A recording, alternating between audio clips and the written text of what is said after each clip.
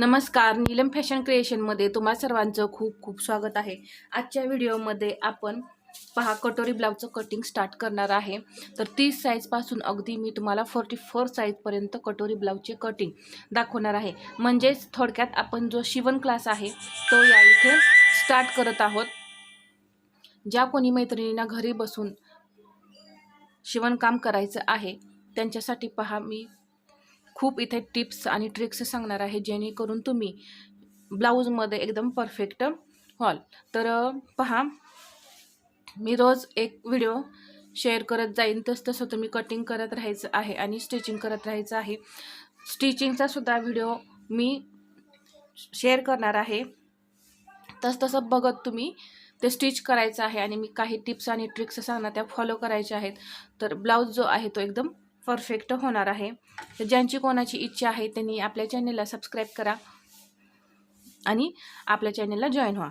तर या इथे हा कटोरी ब्लाऊज आहे आणि 30 साईजपासून आपण स्टार्ट करत आहोत। पहा, तर शक्यतो पहा सर्वांना मशीन चालवता येते, मशीनमधलं सर्व काही माहिती असतं। तर त्यासाठी मी स्टार्टला म्हणजे सुरुवातीला मी काही मशीनचं माहिती सांगणार नाही आहे, डायरेक्ट मी तुम्हाला कटिंग दाखवणार आहे। तर पहा, या इथे मी या पद्धतीने मापी घेतलेली आहे 30 साईजच्या ब्लाऊजसाठी। तर उंची आहे 13, तर त्यामध्ये पहा आपल्याला 1 इंच मिक्स करून 14 इंचावरती पेपरवरती उंची घ्यायची असते। तर छाती आहे 30, तर त्याचा चौथा भाग किती होतो? 7.5 इंच होतो। त्यामध्ये आपल्याला 1.5 इंच मिक्स करून 9 इंचावरती मार्किंग करायचं आहे, म्हणजे घडी आली आपली 9 इंच। कंबर आहे पहा 24, तर त्याचा चौथा भाग होतो 6। त्यामध्ये हा जो 1 इंच आहे तो आपण टक्ससाठी घ्यायचा आहे आणि 1.5 इंच आपण जसं इथे पहा शिलाई मार्जिन मिक्स केलेलं आहे तसं इथे 1.5 इंच शिलाई मार्जिन मिक्स करायचं आहे। तर येणार आपली घडी कमरेपाशी 8.5 इंच। जर तुम्हाला इथे 2 इंच शिलाई मार्जिन लागत असेल तर तुम्ही पहा 2 इंच शिलाई मार्जिन मिक्स करायचं आहे, काहीही प्रॉब्लेम येणार नाही। पुढचा गळा छोटी साईज आहे, तर मी 5.5 इंच घेतलेला आहे। मागचा गळा 9 इंच, कटोरी या इथे 4.5 इंच आहे। तर आता या इथे पहा, जेव्हा कस्टमरचा ब्लाऊज येतो किंवा तुमचा एखादा ब्लाऊज असेल त्यावरती जर कटोरी 5 इंच असेल तर तुम्ही इथे 5 इंच कटोरी घेऊ शकता। 30-34 मध्ये 5 इंच कटोरी घेतली तरी चालते। बाही आहे 4, दंडगेर आहे 5। या इथे मी डीप गळ्यानुसार इथे 5 इंच शोल्डर घेणार आहे, मुंडा घेणार आहे 5.25 ते 5.5। जर तुमचा मुंडा घेर जो आहे तो जास्त असेल तर तुम्ही 5.5 इंच या इथे हा मुंडा जो आहे तो घ्यायचा आहे। आणि या इथे मी गळ्याची रुंदी पहा, गळ्याची रुंदी या इथे मी फक्त 2 इंच घेणार आहे, जेणेकरून तुमचे शोल्डरसुद्धा उतरू नयेत।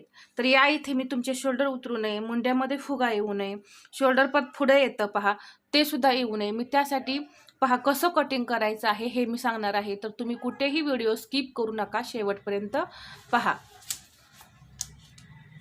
आता या इथे ही जी मापं आपण घेतलेली आहेत त्यानुसार कटिंग करायचं आहे। तर या इथे पहा पाठीमागचा आणि पुढचा भाग आपल्याला बरोबरीने काढायचा आहे। तर त्यासाठी काय करायचं आहे, आपण या इथे या पद्धतीने डबल पेपर घ्यायचा आहे। सर्वात पहिल्यांदा आपल्याला उंची घ्यायची असते, तर ब्लाऊजची उंची जी काही असेल तुमची ती घ्या आणि त्यामध्ये 1 इंच मिक्स करा। या इथे 13 इंच ब्लाऊजची उंची आहे, तर या इथे पहा मी 14 इंचावरती मार्किंग केलेलं आहे। इथे सुद्धा मी 14 इंचावरती या पद्धतीने मार्किंग करून घेते।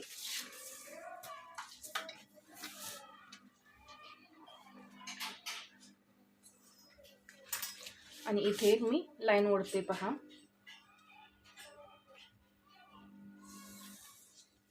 आता पहा, तुम्हाला जर डायरेक्ट फ्रंट पार्टमध्ये कपड्यावरती काही वाढवायचं नसेल तर तुम्ही डायरेक्ट इथे 1.5 इंच डायरेक्ट वाढवलं तरी चालणार आहे।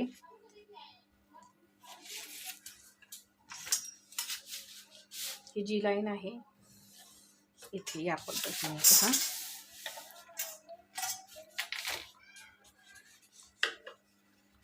इथे तुम्ही डायरेक्ट फ्रंट पार्टसाठी 1.5 इंच आणि बॅक पार्टसाठी 1 इंच घेतला तरी चालेल। आता शोल्डर घ्यायचा आहे 5 इंच। इथे सुद्धा पहा मी असं 5 इंचावरती मार्किंग केलं. शोल्डर झाल्यानंतर मुंडा या इथे पहा 5.25 ते 5.5च्या दरम्यान आपल्याला मुंडा घ्यायचा असतो. तर मी 5.5 वरती मार्किंग करून घेतलं आणि इथे ही एक जी लाईन आहे ती ओढून घेतली. आता इथे एक लाईन ओढून घ्यायची.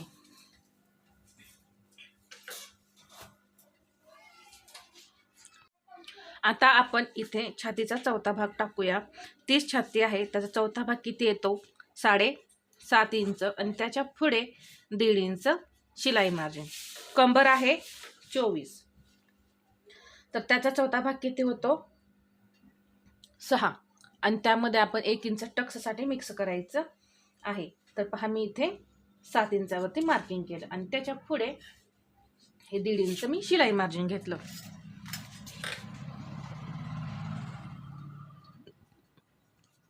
आता ह्या लाईन ज्या आहेत त्या अशा जोडून घ्यायच्या.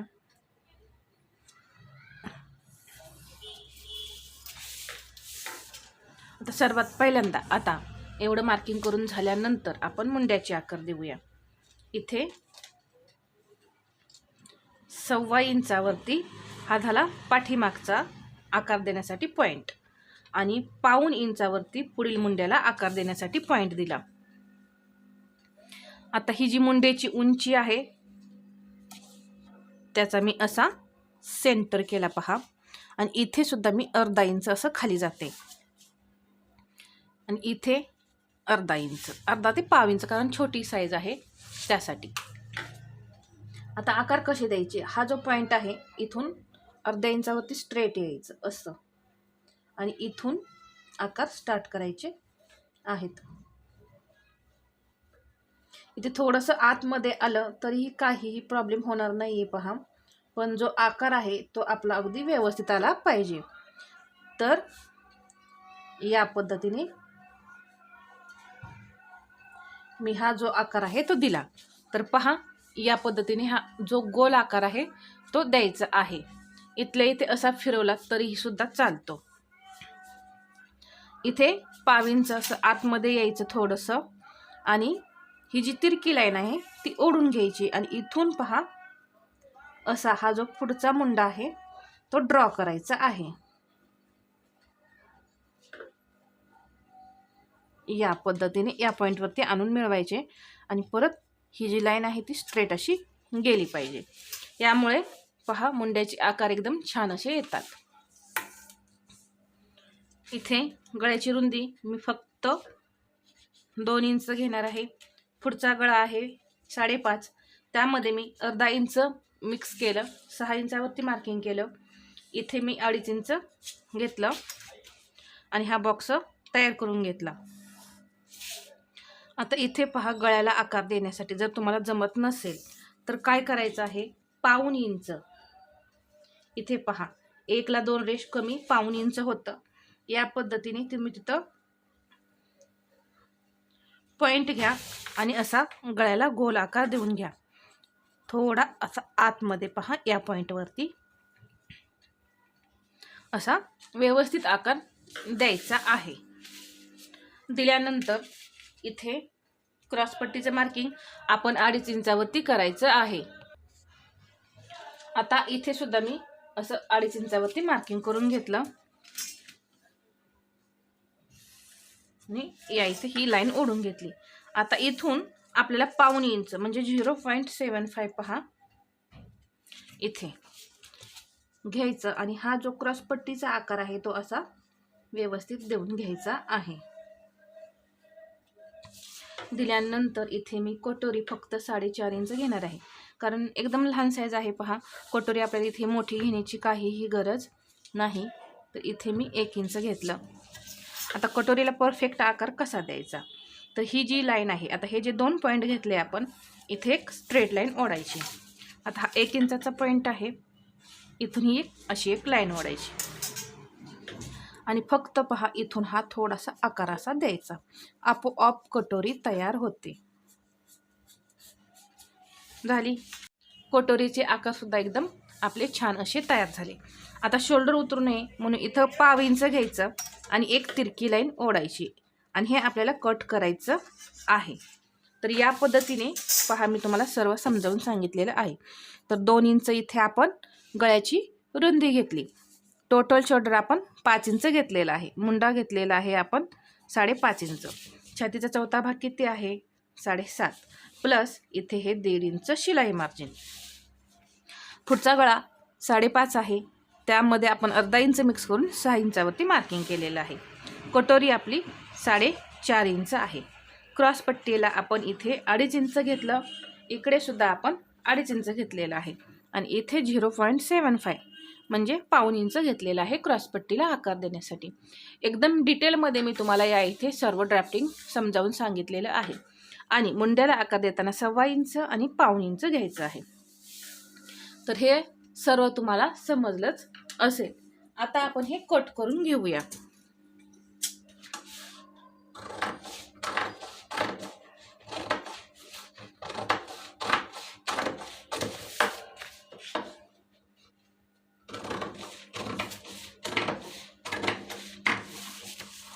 आता पहा इथून आपल्याला कट करायचं आहे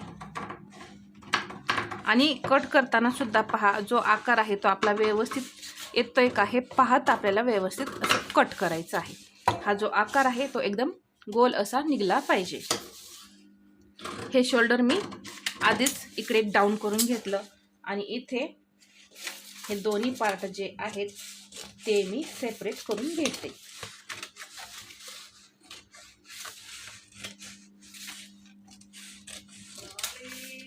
तर हा झाला बॅक पार्ट. तर इथे काय करायचं आहे, फक्त 2 इंच गळ्याची रुंदी घ्यायची आहे आणि 9 गळा आहे तर 9.5 वरती मार्किंग करायचं. इथे 2.5 इंच घ्यायचं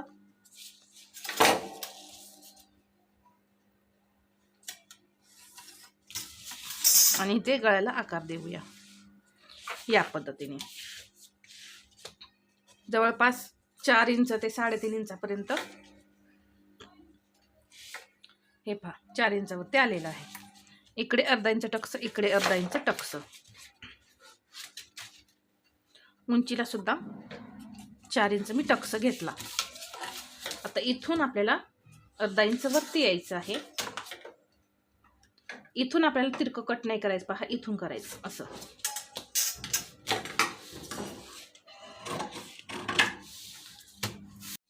तर पहा हा झाला आपला बॅक पार्ट तयार. आता आपण फ्रंट पार्ट कटिंग करून घेऊया पटपट.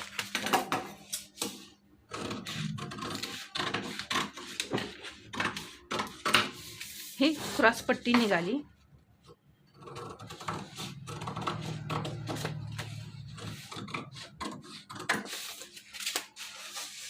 हा फ्रंट मुंडा आपण कट करून काढलेला आहे.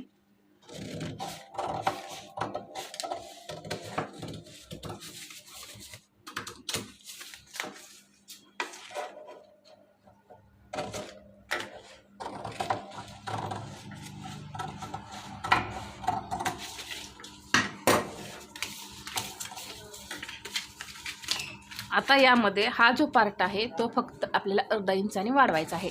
तर कुठे वाढवायचा आहे पहा, इथे असा खाली अर्धा इंच शिलाई मार्जिन म्हणून वापरायचा आहे. आपल्याला फक्त वाढवायचं आहे. आता फक्त हे आपल्याला वाढवायचं आहे. तर कसं वाढवायचं, तर मी एक दुसरा पेपर घेतलाय पहा आणि त्यावरती ही जी कटोरी आहे ती मी आहे अशी ड्रॉ करून घेते.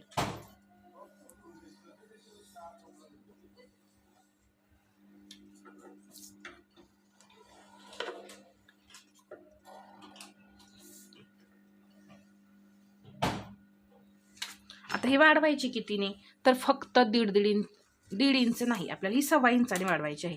मोठी साईज असेल तर 1.5 इंचाने वाढवायची. ही 30 साईज आहे तर आपण इथे फक्त 1.25 इंचाने ही कटोरी वाढवूया, जेणेकरून आपल्या कटोरीला जास्त टोक सुद्धा आलं नाही पाहिजे. इथे 1.25 इंच आणि इथे अर्धा, इथे 1.25. आता आपण इथे फक्त 1.25 इंच घेतलेला आहे हे लक्षात घ्या. जे वाढवलेलं आहे त्याचा मध्य करायचा अशा पद्धतीने. आणि इथे सुद्धा मी 1.25 इंच घेतलेलं आहे. या इथे मी आकार दिला या पद्धतीने. मी कटोरीला आकार देण्याची ट्रिकसुद्धा सांगितलेली आहे पहा. भरपूर व्हिडिओ आहेत माझे. आकार कसा द्यायचा, हा आकार जमत नसेल त्यांनी कोणत्या पद्धतीने आकार द्यायचा हे मी सांगितलेलं आहे. तर तुम्ही आपल्या चॅनलवरती जाऊन पाहू शकता. इथे अर्धा इंच वरती जायचं आणि या पद्धतीने मार्किंग करायचं आहे.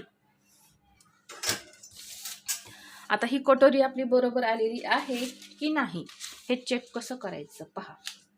इथे या पद्धतीने हा जो साईड पार्ट आहे तो ठेवायचा. इथे मी मार्किंग केलं आणि हे जे अंतर आहे आता आपलं इथंपर्यंत हे मी मार्किंग केलं. हे फक्त अंतर 0.75 म्हणजे पाऊण इंच राहिलं पाहिजे. तर मी तुम्हाला दाखवते. हे अंतर बरोबर आपलं पाऊण इंचच असतं पहा.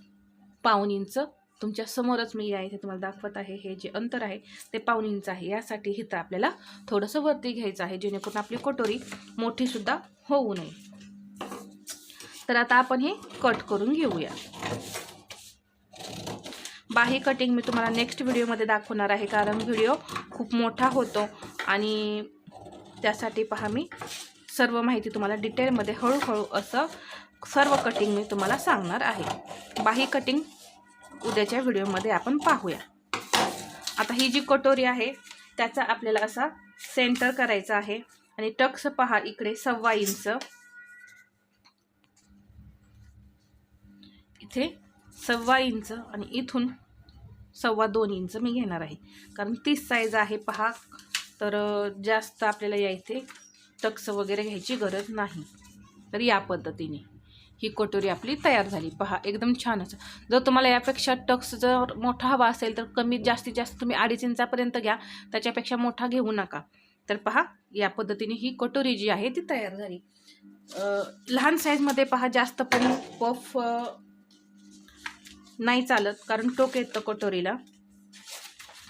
तर या पद्धतीने इथे पहा सर्व आपलं कटिंग झालेलं आहे. तर हा व्हिडिओ आवडला असेल तर लाईक करा, शेअर करा आणि आपल्या चॅनलवरती नवीन असाल तर सबस्क्राईब करायला विसरू नका. धन्यवाद.